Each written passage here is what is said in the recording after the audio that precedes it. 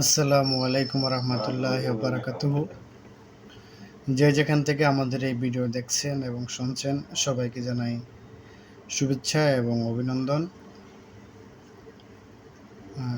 জীবন চলার পথে এমন কিছু সিচুয়েশন বা পরিস্থিতি সামনে আসে, যে পরিস্থিতির কথা যে পরিস্থিতির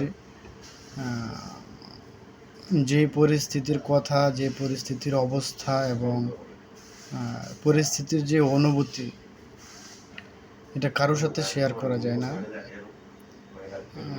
এটা শুধু একমাত্র আল্লাহ ছাড়া, আল্লাহ ব্যতীত কারো কাছে এটা শেয়ার করার মতো না। অনেক আত্মীয় স্বজন আছে, বাবা মা ভাই বোন ছেলে সন্তান সবাই আছে, কিন্তু মানুষের জীবনে এরকম কিছু কথা থাকে যেরকম কারোর সাথে বলা যায় না, বলার মতো না। তো আমি মনে হয় এরকম পরিস্থিতি এসে উপনীত হয়েছি যে পরিস্থিতির কথা আসলে কারো কাছে বলা যাইতেছে না বা বলা যাচ্ছে না।